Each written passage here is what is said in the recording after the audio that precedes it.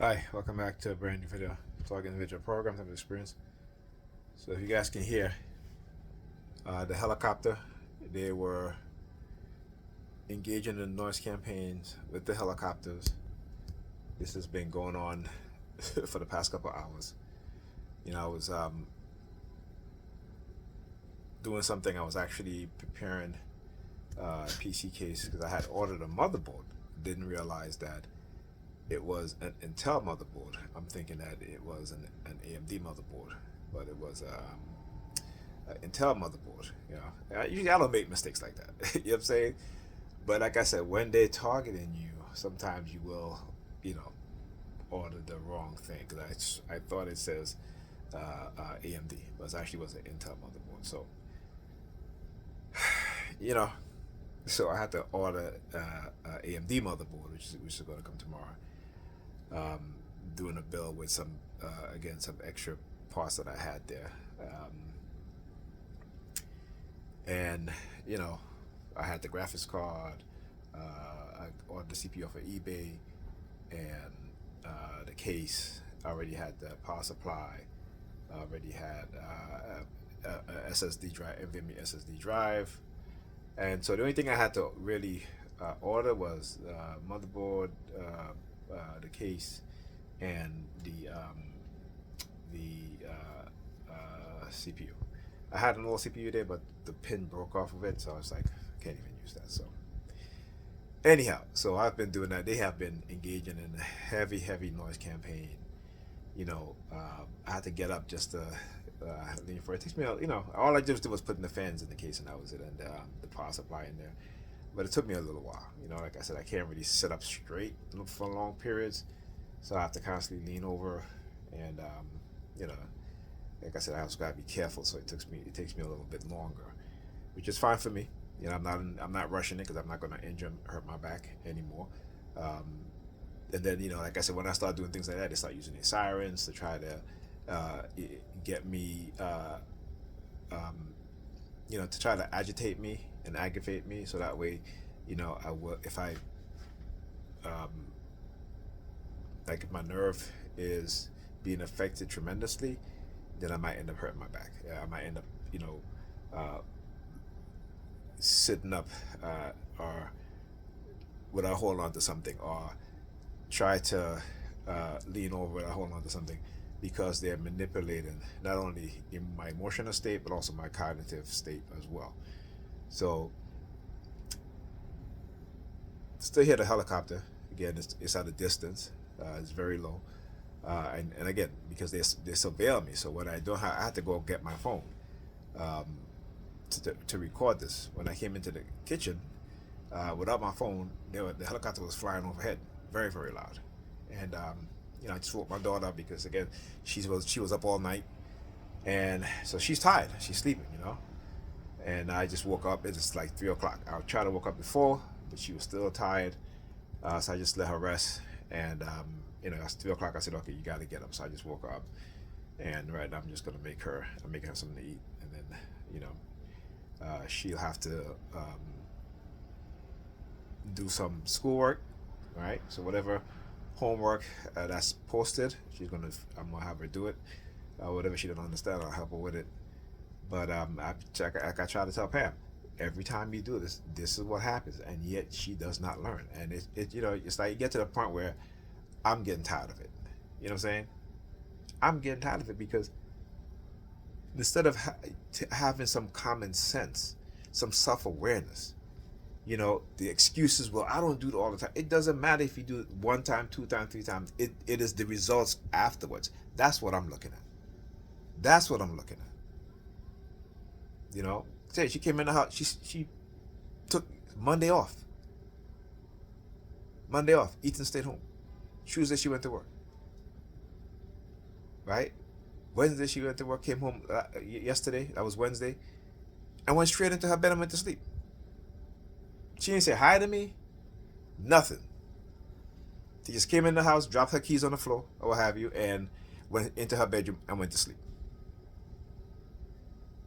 what I'm saying? And it's like when like I said, and I leave, and I'm just like, I have to make sure that Alyssa is at least ready for bed, how to turn her computer off. But as soon as I left, she knows her mother is sleeping. She knows her mother is sleeping. I see helicopters again. And so she's up all night. She's up all night. And then Pam gets up, what? She said 4 o'clock in the morning? And I'm sure she got up early before that. But she would stay in her bedroom.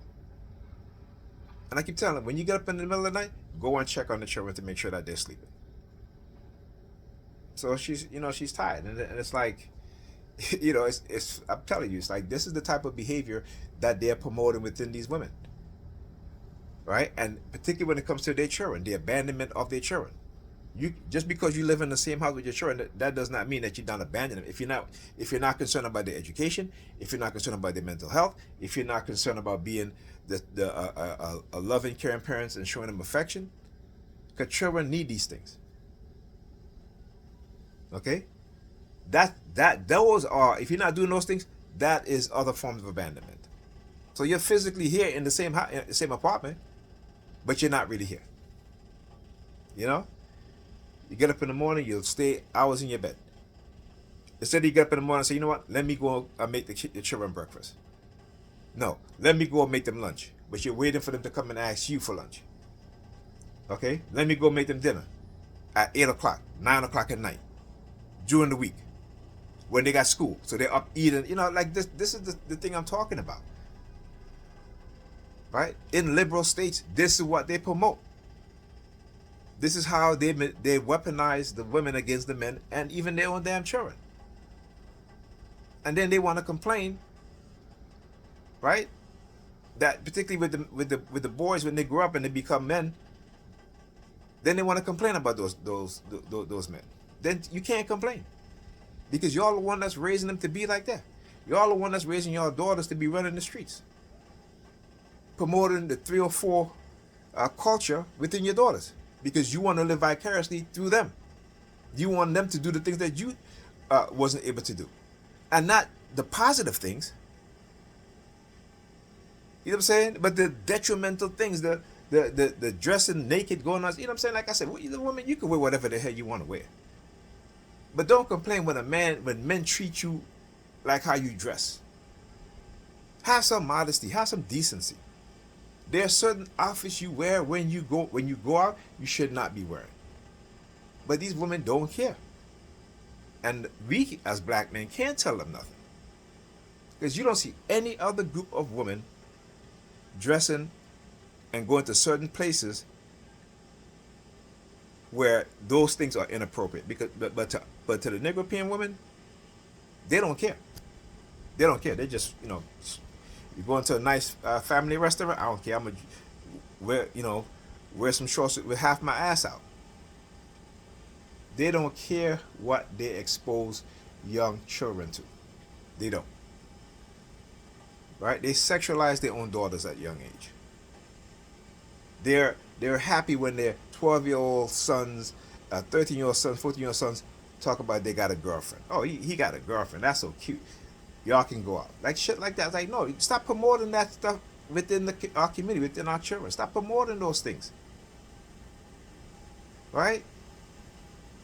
Stop promoting those things. Promote their education. Promote them knowing things, being intelligent, having knowledge. That's what you promote.